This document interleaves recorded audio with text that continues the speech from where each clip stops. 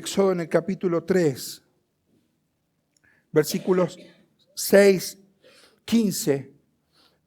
Luego vamos a leer la escritura sagrada en el libro de Isaías en el capítulo 51 y el versículo 2.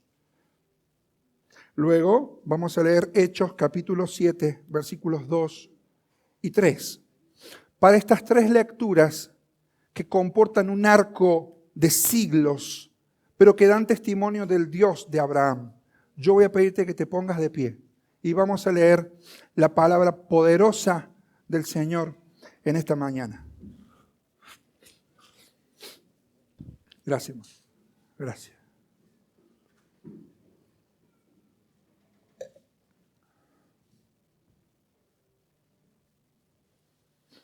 Quien no tiene Biblia puede seguir la lectura desde hacia adelante. Éxodo capítulo 3, versículos 6 al 15. Y dijo: yo soy el Dios de tu padre, Dios de Abraham, Dios de Isaac y Dios de Jacob. Entonces Moisés cubrió su rostro porque tuvo miedo de mirar a Dios.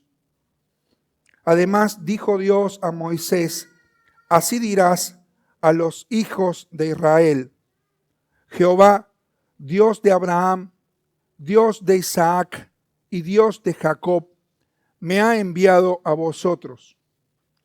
Este es mi nombre para siempre.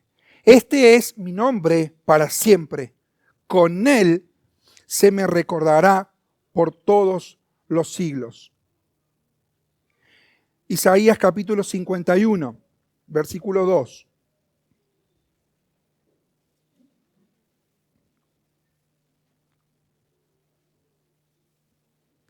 Mirad a Abraham vuestro padre, porque cuando no era más que uno solo, lo llamé y lo bendije y lo multipliqué. Lo leo nuevamente. Mirad a Abraham vuestro padre, porque cuando no era más que uno solo, lo llamé, lo bendije y lo multipliqué. Y vamos a leer ahora Hechos capítulo 7, versículos 2 y 3.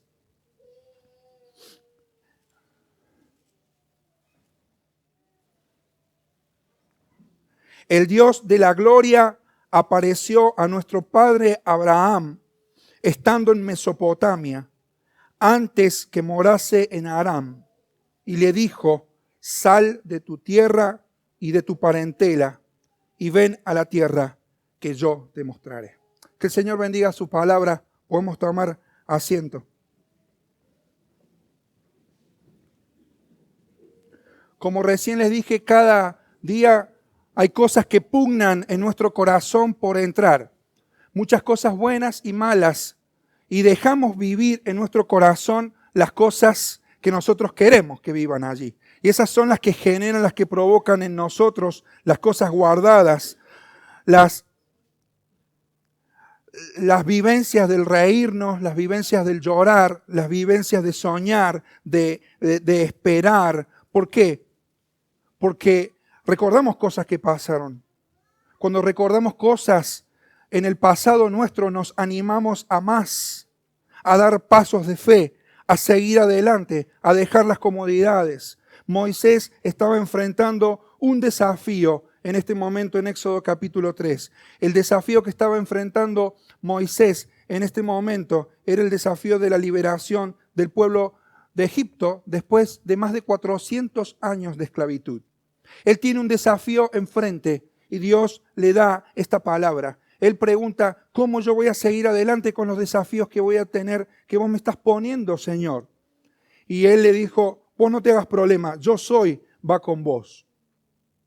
En la segunda lectura que nosotros leímos, aproximadamente muchos siglos más adelante, pero aproximadamente en los años 740 antes del Señor Jesucristo, Isaías le dice al pueblo de Israel que cuando era Abraham uno solo, él lo había llamado, él lo había bendecido y él lo había multiplicado. Ellos se sentían menos, ellos se sentían apocados, ellos se sentían disminuidos.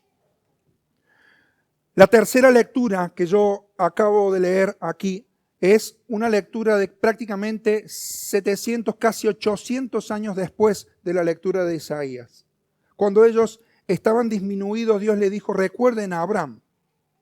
Cuando Dios desafía a Moisés, dice, este es mi nombre y yo por ese nombre voy a ser recordado. Acuérdate de mi nombre. Y cuando Esteban plantea eso, él dice, el Dios de gloria. Recuerden ustedes que el Dios de gloria le apareció a Abraham. Él también mira hacia atrás. Así que hay un llamado claro y explícito en esta mañana y es el llamado a recordar quién es este Dios poderoso que nosotros alabamos, este Dios poderoso al cual nosotros adoramos, es el Dios de Abraham. Es como si Dios nos dijera, no te olvides de mí. Recordar al Dios de Abraham nos da las armas para enfrentar los desafíos que vendrán. Recordar al Dios de Abraham nos da el consuelo en medio de las dificultades como el pueblo en el tiempo de Isaías. Es el consuelo en medio de las dificultades en el proceso a través del cual Dios transformará montañas de dificultades, de aparentes imposibilidades en hechos concretos. Estoy parafraseando a Hudson Taylor. La obra de Dios tiene 3 etapas. Primero imposible, segundo difícil, tercero hecho. Hay momentos en los que nosotros creemos que las cosas están fuera de control. Pero Dios tiene el control de todo lo que nos pasa. Y es esto lo que Dios nos está mandando a hacer ahora. Poner nuestra mente, fijar nuestra mente, recordar quién es este Dios al cual nosotros adoramos. Voy a ser breve en esto. Lo que Dios está diciéndole a Moisés es, este es mi nombre y por este nombre yo voy a ser recordado. ¿Cuál es ese nombre? Cuando él habla en el capítulo 3 y el versículo 6, más adelante, en el capítulo 3 y el versículo 14, dice, y respondió Dios a Moisés, yo soy el que soy. ¿Quién es este Dios? Este Dios está diciéndote a vos y a mí, no te olvides que yo soy el Dios presente. Yo soy el que soy. No fui y dejé de ser. Ni tampoco voy a ser. Estoy en un eterno presente. Yo soy el que soy. Soy el Dios de la historia. Soy el Dios presente. No te olvides, por favor, de que estoy involucrado en la historia. Soy el Dios de la historia. Soy el Dios de hoy. No soy solamente el Dios de algunos antepasados, de algunos héroes de la fe, de algunos que se jugaron por alguna causa y le fue bien en la vida y por eso dicen que Dios existe. Dios realmente está involucrado en nuestra historia. Y cuando Él dice, bueno, ¿cómo voy a enfrentar yo el desafío que tengo por delante? Dios le dice, yo soy el Dios presente. Así que no te olvides que Dios está involucrado en tu vida, que Dios sabe los tiempos y las sazones, las cuales condimentan, le dan gusto y sabor a la vida. Este es mi nombre para siempre, con Él se me recordará por todos los siglos. Porque es un Dios que no está muerto, es un Dios que vive y vive en un eterno presente. Yo soy el que soy. Yo soy el que soy, te respalda, le dice Dios a Moisés. Jesús toma este mismo pasaje de alguna manera y cita al Dios de Abraham, al Dios de Isaac y al Dios de Jacob cuando Él es cuestionado por los religiosos. Y Él dice, el Dios de Abraham, el Dios de Isaac, el Dios de Jacob, no es Dios de muertos, sino que es Dios de vivos. Dios está presente, Dios está actuando, Dios es Dios hoy. Es el mismo Dios hoy y es Dios para hoy, es Dios para vos, es Dios para tu hoy, es Dios para ahora. Dios está activo, permanentemente actuando en tu vida. Así que el principio que Dios obra y que Dios enseña para que nosotros veamos a su mano obrar es el mismo que usó en el pasado. Recordar, Dios es tu Dios presente. El hombre va a morir. Con mucha suerte, 1 o 2 generaciones recordarán nuestros nombres. Incluso los más famosos de la historia de la humanidad yacen en sus sepulcros y algunas lápidas con algunas inscripciones, pero luego pasa el tiempo y pronto son olvidados. Sin embargo, el nombre del Dios vivo y eterno es un nombre recordado y aún hoy es un nombre poderoso. Él fue, Él es y Él será recordado por quién es Él. Yo soy. Es el Dios presente que está actuando en tu vida. No sé si estás percatándote de eso. Pero Dios está diciendo, este es mi nombre y con este seré recordado. Yo soy el que soy el Dios presente. Pero en segundo lugar encuentro aquí en la Biblia otra cualidad de Dios. Este Dios que quiere ser recordado es Dios Padre. Mira cómo la Biblia enseña allí en el versículo 14. Y dijo, así dirás a los hijos de Israel, yo soy, me envió a vosotros. Además dijo Dios a Moisés, así dirás a los hijos de Israel, Jehová, el Dios de ¿quién? De vuestros padres. El Dios de Abraham, Dios de Isaac, el Dios de Jacob, me ha enviado a vosotros. Dios nos está diciendo, quiero que te acuerdes de mí. Mi nombre es Padre. Yo soy Padre, no solamente porque en mí está el crear las cosas, sino porque también tengo compasión. De ambos extremos nosotros tenemos cita abundante en la palabra de Dios. Nada más menciono 2 que están en los Salmos como para ilustrar. Dios es Padre, Él es promotor, Él es providente, Él es iniciador, Él es previsor, Él es Dios de nuevos inicios. Y esto es lo que comporta la idea del Padre. Él es progenitor. Él es el principio sin principios. Eso es básicamente Dios Padre. El dador de la vida, lo acabamos nosotros de leer con la pequeña Olivia. El hecho de que hayas venido a la tierra no ha sido una casualidad, no ha sido una equivocación, no ha sido un arrebato. Por si quizá te lo dijeron. Viniste a la vida porque Dios es el dador de la vida, porque Él es vida en sí mismo, al ser Padre. Es generador de vida. Tienes un propósito con tu vida.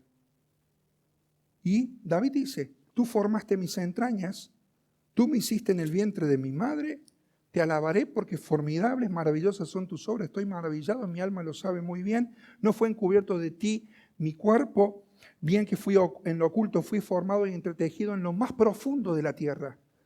Pensar en esto, decía David, me hace muy bien, me supera, por cierto. Dios es el dador de la vida. Por eso, cuando la gente aborta, no lo hace en silencio. Nuestro Estado paga por eso. Y eso es ir directamente en contra del Dios Padre. Es gravísimo. Pero no solamente el dador de la vida humana y la vida en cualquiera de sus estratos, vegetal, animal, en cualquiera de los niveles que se te ocurra, sino que en el plano espiritual, Dios es Padre porque es compasivo. David también en el Salmo 103 hay una maravilla de la Biblia que dice así. Dios dice, como el Padre se compadece de los hijos, se compadece Jehová de los que le temen. Así que Dios llamó a Abraham estando en Ur de los Caldeos y lo movió para salirse de su zona de confort, de su ambiente de comodidad, como dice Génesis 12:1, le fue llamando a largar cosas cada vez más queridas. Deja tu tierra, tu parentela, la casa de tu padre a la tierra que yo te voy a mostrar. El nombre original de Abraham es Abram y luego fue cambiado por Abraham. Ambos nombres tienen una raíz etimológica que significa padre. Por eso estoy hablando aquí del Dios Padre. El Dios de Abraham es Padre antes que nada. Al ser eterno generador de las cosas y del universo, en primer lugar, antes que nada, Él es creador y Padre.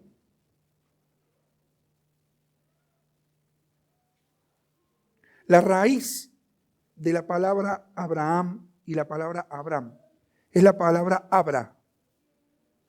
Y la palabra Abra en hebreo significa padre, Ab. Doy un chascarrillo. ¿Vieron que decíamos cuando eran chicos, abracadabra, pata de cabra? ¿Se acuerdan que decíamos? Abracadabra, pata. Bueno, ese origen de ese dicho de niños se remonta algunos dicen, a las raíces hebreas. El abracadabra es algo ocultista que tiene una filosofía antibíblica, pero lo digo nada más, porque el abra es Padre. Entonces, abracadabra significa que sea creado lo que yo digo. Es una filosofía antibíblica. Abraham, es Padre, pero indudablemente está sujeto al llamado del Padre de las luces, del cual provienen y derivan todas las cosas, en el cual no hay mudanza ni hay sombra de variación. ¿Qué significa saber que Dios es el Padre? Dios empezó una obra en Abraham. Y empezó una obra en Abraham como Padre. Y esto comporta la idea de que Él es el creador y Él es el único origen. Cuando en el primer texto de la Biblia nosotros leemos Génesis 1:1, encontramos a Dios en esta función. Y dice allí, muchos lo sabemos de memoria, en el principio creó Dios. Dios es el generador. En el principio no estábamos nosotros, sino ¿quién estaba? Estaba Dios. ¿Y en qué acción? En la acción progenitora, la acción de la creación. Dios es el Padre y todo se origina en Él. Entonces, la experiencia que Abraham tiene, el principio que quiero transmitirte ahora en este punto es el siguiente. Abraham lleva en sí mismo un nombre que significa Padre, pero tiene una experiencia con el Padre. ¿Qué implica esto? Implica que Abraham tuvo que experimentar el hecho de que todo lo que iba a vivir él no estaba originado en su mente, ni en sus capacidades, ni en sus recursos, sino que estaba proviniendo ¿de quién? Del Padre, que le llamaba. No sé si puedes captar esto. Él fue llamado a salir de donde estaba sin saber hacia dónde iba. Entonces, es salir sin percatarse de que hay algo de mí. Es dejar que Dios obre en mí. Es la acción del Padre. La iniciativa la tiene el Padre. Entonces, este tipo de conocimiento llevó a Abraham y tendría que llevarnos a vos y a mí ahora a confesar una cosa. Cuando nosotros cantamos Te conozco como Padre, implica mucho. Porque muchos tienen una idea desvirtuada de lo que es un padre. Algunos tuvieron un padre ausente, otros tuvieron un padre violador, un padre abusivo, un padre alcohólico, un padre trabajador que pensaba que la felicidad del niño era llevarlo a McDonald's y comprarle la cajita feliz. Y cuando compara esa imagen desdibujada de un padre tirano o un padre ausente con Dios como padre, empieza el problema. Lo que quiere decir en primer lugar la Biblia con Dios como Padre es que Él es el origen de todas las cosas. Lo que está queriendo decir acá es que nosotros debiéramos confesar, Dios, yo no soy el originador de nada, yo no soy el propietario de ninguna cosa que empiece en mí. Tú eres el origen de todas las cosas, tú eres también mi propio origen y sin ti nada de lo que yo puedo hacer lo podría hacer. La primera lección entonces que aprendemos aquí, que no podemos hacer nada sin depender del Padre que nos mande. Nos movemos de acuerdo a esto. Y Dios llama a Abraham y le dice, yo soy Padre. No solamente porque te creé, ni porque llevas un nombre cuya raíz significa Padre, sino porque yo soy el Padre. Y yo soy el que te está llamando a que tomes una decisión. Entonces, Dios el Padre lleva a Abraham al plano de la visualización y lo lleva hacia afuera, lo saca de la tienda y en Génesis capítulo 15 lo lleva allí a contemplar las estrellas del cielo. Y allí dice en el versículo 5 del capítulo 15 de Génesis, lo llevó afuera y le dijo, mira ahora los cielos y contá las estrellas si las podés contar. Y le dijo, así será tu descendencia. Y él allí tuvo un choque entre dos esperanzas. La esperanza que le decía, por un lado, basada en la circunstancia, ¿y qué va a hacer Dios con vos? Mira cómo estás. Muchos sabemos que Abraham era de avanzada edad y que encima Sara era estéril. Sin embargo, Dios le había dicho que en su simiente serían benditas todas las naciones. Así que Abraham mira a la lógica y puede tal vez escuchar su argumento. Esto que vos estás pretendiendo, que vos estás pensando, es irrealizable. Pero Dios lo lleva allí a ese plano y le cambia para que esa esperanza choque contra otra esperanza. La debilidad, la imposibilidad de Abraham no descansan en sus propios recursos, sino que descansan en el Dios que le está llamando. Él es el originador, el dador de la vida. Así que, ¿quién creerías que estuviera hablando en ese pensamiento lógico? Satanás. No.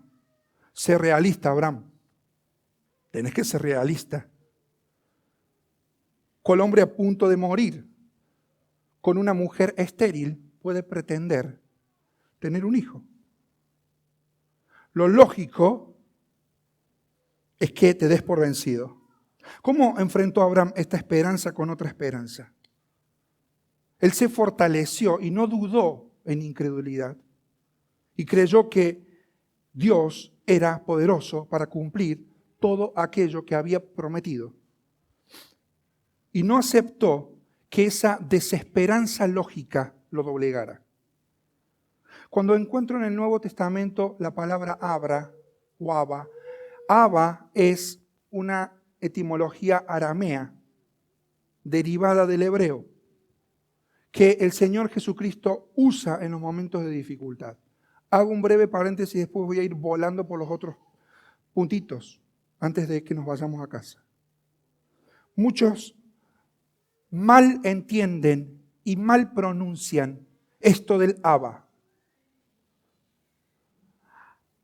La expresión Abba en arameo no es una expresión diminutiva de un papito, de una situación de infantilismo meloso que trate a Dios como mi papito querido.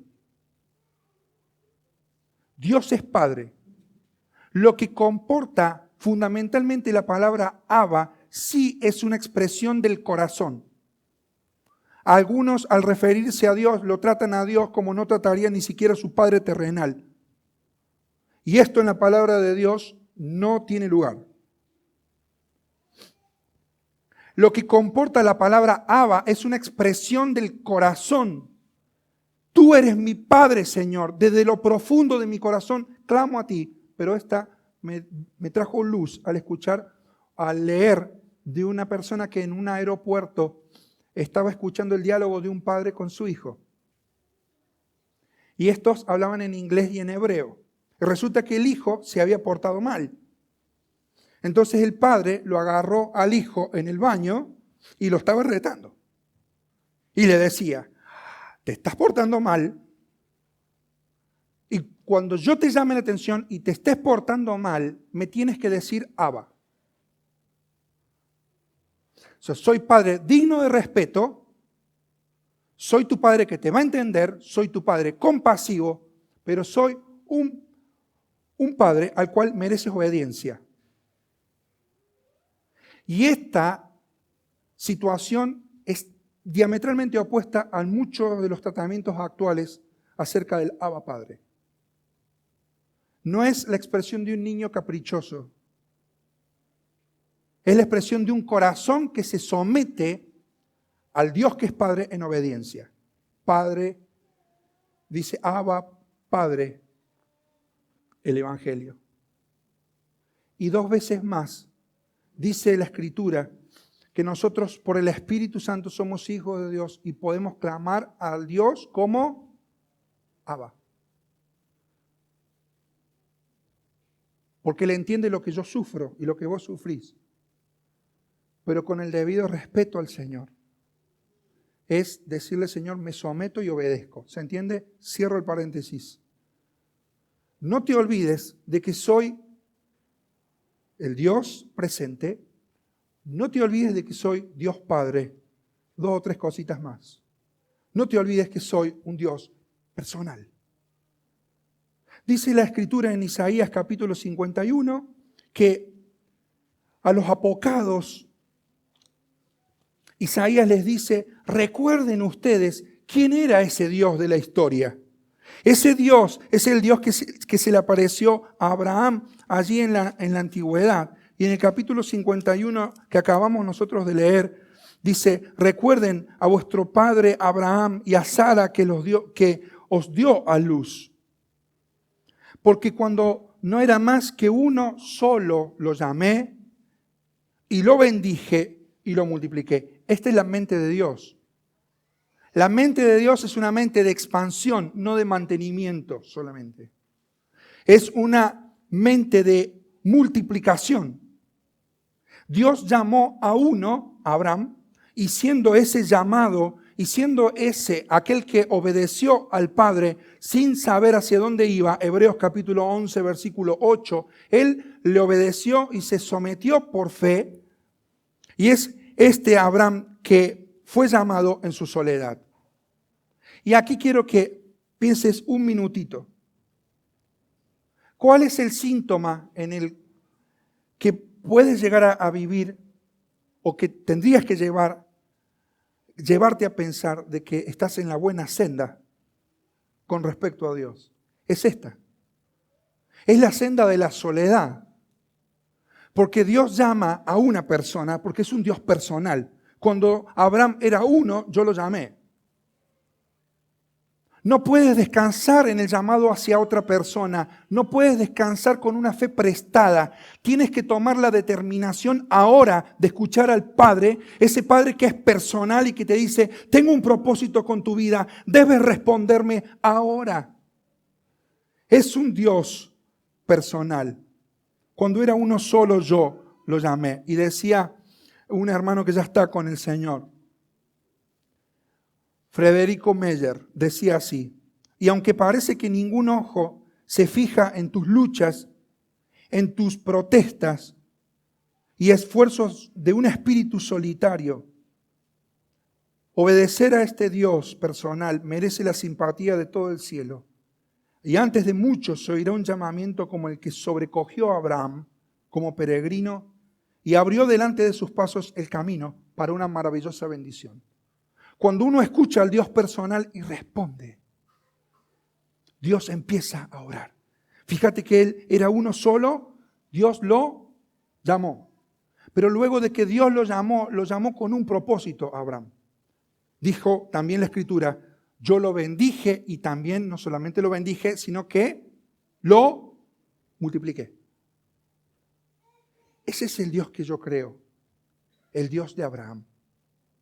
Es un Dios que es Padre, es un Dios que es personal. Y encuentro también de que este Dios dice, no te olvides de mí, porque soy un Dios poderoso e invencible en las batallas. Abraham fue transcurriendo paso a paso y obedeciendo a Dios. Y la Biblia nos dice que llega un momento culminante donde él tiene que dejar a sus siervos y a sus burros a su alrededor y escalar un monte y entregar a su hijo Isaac. Cuando Dios había ya concretado la promesa en su hijo, Dios le llama a entregar a su hijo.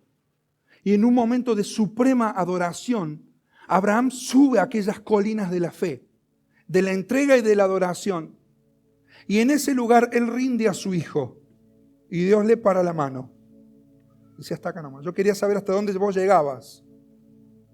Es un Dios poderoso. La respuesta de Dios a esa entrega de Abraham, nosotros la encontramos en Génesis capítulo 22. Versículo 15. Y llamó el ángel de Jehová a Abraham por segunda vez desde el cielo y dijo, por mí mismo he jurado, dice Jehová, que por cuanto has hecho esto y no me has rehusado tu hijo, tu único hijo, de cierto te bendeciré y multiplicaré tu descendencia como las estrellas del cielo y como la arena que está a la orilla del mar. Presta atención. Y tu descendencia poseerá las puertas de sus enemigos. Porque Dios aquí establece que Él es poderoso e invencible, que Él garantiza la victoria en medio del conflicto, que no es que nosotros vamos a obedecer a Dios y nos va a ir todo color de rosa, que incluso después de intensas luchas, de imposibles y de montañas de dificultades, Él nos va a dar las puertas de los enemigos. Esto es el concepto primario de que nosotros seamos guerreros espirituales. Hay unos que dicen, bueno, veo nada más que en la Biblia la iglesia tiene que vestirse de la armadura, y eso es cierto. Pero ¿qué soldado gana la guerra vestido sin guerrear? Pregunto. Dios nos ha dado una armadura, Efesios capítulo 6, pero es promesa de Dios que somos más que vencedores por medio de aquel que nos amó. Así que aquí Dios consolidó el concepto de que nosotros seríamos guerreros espirituales, pero vencedores en Cristo Jesús. Hubo un cordero sustituto, fue Cristo Jesús. Él te está diciendo ahora, yo soy poderoso, yo soy invencible, yo jamás fui derrotado. Yo puedo hacerte fuerte en medio de tus batallas, puedo hacerte vencedora en medio de tus luchas. Tienes que confiar en mí. Tienes que recordar mi nombre. Y encuentro al final que Él es prestigioso en gloria. Y esto es lo que Esteban les recuerda a los religiosos que creían que eran hijos de Dios por ser descendientes de Abraham, en la carne. La Biblia nos habla de ser hijos en la fe. Y estos hijos en la fe tenemos a un Dios prestigioso en gloria, que se le apareció a aquel cuando estaba allí atrás del río Éufrates, y dice, el Dios de la gloria apareció a nuestro padre Abraham, estando en Mesopotamia, antes que morase en Aram, y le dijo, sal de tu tierra y de tu parentela, y ven a la tierra que te mostraré. Así que en medio de las penumbras de una sociedad como la de los caldeos, donde todo tendía a la debilidad y a la promiscuidad, donde la idolatría prevalecía en todos sus sentidos, Dios llama a un hombre, Abraham. Dios le muestra su gloria, su luz majestuosa, su prestigio sin comparación. Es su gloria sin igual. Dios exhibe esa gloria en medio de una sociedad en penumbras. Así que una manifestación exterior cautivó a Abraham. Él vio al Dios de la gloria que le llamaba. Y él decidió someterse al Abra, al Padre, y obedecer y salir, dando pasos de fe, sin saber hacia dónde iba. Y como alguien bien dijo, si somos firmes en Caldea, puede ser que seamos también afuera. Dios nos llama a salir de nuestra comodidad. Así que es imposible que yo sepa en qué manos o en qué oídos o en qué corazones está cayendo esta palabra, si la estás entendiendo. Pero el Dios al cual nosotros adoramos es el Dios presente, es el Dios que es Padre, que sana las ausencias, que sana las violencias de nuestros padres terrenales. Un Padre en el cual hay propósito. Él es el Dios de Abraham, es un Dios poderoso sin igual. Es un Dios prestigioso en su gloria y Él no lo va a compartir con nadie. Así que hay algunos solitarios confesores de Cristo en una sociedad mundana y en una sociedad viciosa aquí. En una sociedad donde todo tiende a debilitarte, donde todo tiende a que no refuerces tu resistencia contra un sistema que es antidios. En medio de esta sociedad, yo oro para que los espíritus de estas personas que están obedeciendo el llamado de Dios sean animados a más. Están pisando una senda bien conocida. En medio de una sociedad en penumbras, el Dios de la gloria ilumina nuestras mentes y corazones y damos el paso de fe y seguimos adelante. Es el Dios que nos está desafiando, hermanos, amigos, a dar pasos de fe, a sumarnos a una multitud de espíritus peregrinos que por obedecer a Dios han dejado sus comodidades, han rendido todo ante el Padre, han experimentado su poder y han salido por fe hacia adelante. Venciendo innumerables obstáculos, han seguido hacia adelante. Así que quiero hacerte unas preguntas antes de terminar y hacer una invitación final. Jesús dijo, el Dios de Abraham, el Dios de Isaac, el Dios de Jacob, es Dios de vivos. Pregunta, ¿puedes notar cuántas cosas Dios ha empezado en tu vida?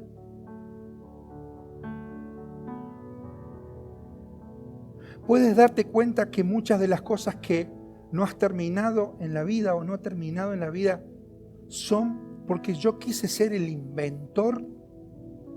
Porque yo quise ser el promotor, porque vos quisiste ser la persona que llevaba adelante las cuestiones, porque vos manipulaste tratando de ejercer tu voluntad y todo eso se cayó, porque Dios no estaba allí.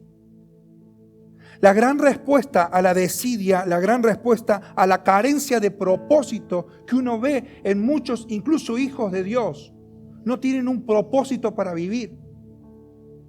Viven y sobreviven y nada más. Y cuando se trata del desafío para la extensión del reino de Dios, uno encuentra que son carentes de propósito. ¿Por qué?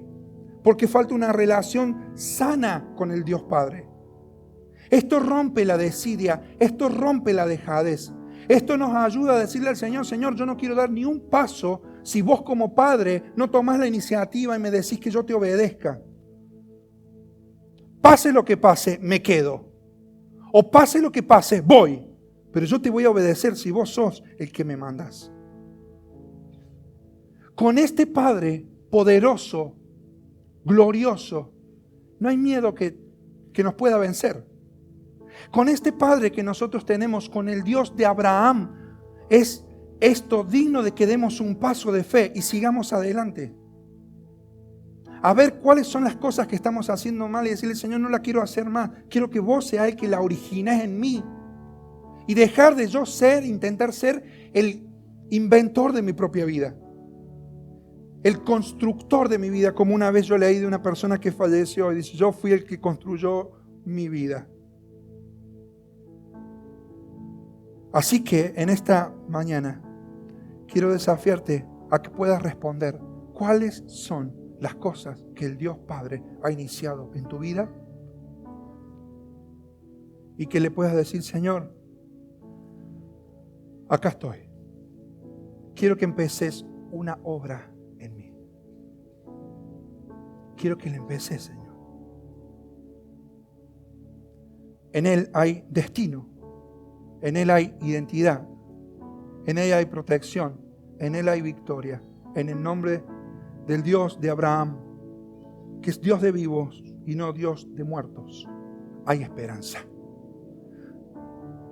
Yo resumiría todo esto en 2 frases y con esto termino. Lo que Dios me está llamando a mí, lo puse acá. El mensaje es este. Debes ser reducido a nada. Debes ser reducido a ninguna posibilidad sin mí. Debes rendirte ante mí para que yo pueda hacer algo en ti. Y si en esta mañana al alcance de mi voz hay un corazón que quiera decirle, Señor, yo quiero acordarme de esto.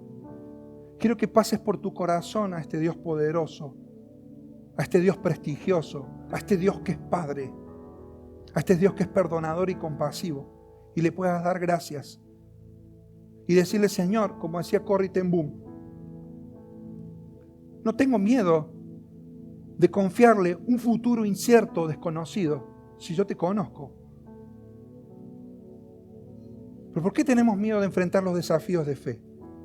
Nos pegan un mazazo, nos dan un mal informe, algo que nos supera, un diagnóstico, un presupuesto, nos marea. Pero yo no tengo que perderme de esto. Si Dios es el que origina las cosas, Dios las va a terminar. Y esto es lo que reduce el pensamiento al final de este pensamiento en el libro de Filipenses. Pablo le escribía esta expresión a los filipenses y les decía esto: yo estoy orando por ustedes, y dice allí en el capítulo 1, estoy persuadido de esto, que el que comenzó en ustedes la buena obra la perfeccionará hasta el día de Jesucristo. Simplemente tienes que tener una cuestión clara. Te tienes que asegurar de que lo que haya en tu vida, el Padre lo haya empezado. ¿Se entiende? Si no, vas a fracasar. Asegúrate de que en tu vida Dios haya empezado. Lo que sea importante a los ojos de los hombres, o lo que sea insignificante o imperceptible, asegúrate. Y cuando obedezcas a Dios, que te dice, vení, yo te voy a mostrar una tierra. Vos todavía no la viste. Todavía tenés que creer en mí. Todavía tenés que dar un paso. Todavía tenés que ceder tu voluntad a mí, que soy el Abba. Cuando cedas eso, yo te voy a mostrar una tierra que todavía vos no viste. Y yo quiero animarte en el nombre de Jesús a que tomes esta decisión de rendir tu corazón al Señor. Y le puedas decir, Señor, Dios de Abraham, quiero recordar tu nombre para siempre. Tú eres el Dios del presente. Te veo en mi vida, Señor. Tú eres el Dios Padre. Sana mi vida, Señor. Inicia cosas en mi vida, Señor. Tú eres el Dios poderoso. Eres el Dios portentoso, prestigioso, Señor. ¿Cómo voy a entregar mi vida a otras cosas? Yo me quiero rendir a vos. Y Pablo lo pone en estas palabras. El que comenzó en vosotros la buena obra, la perfeccionará. Se fue el tiempo. Pero hay una canción muy linda que la voy a cantar a capela. Agárrense, porque tiene base en esto. A ver, dame un sol mayor, hija. Sol, sol. Bueno. Los memoriosos se van a acordar. Dice, aquel que la buena obra empezó. La obra empezó.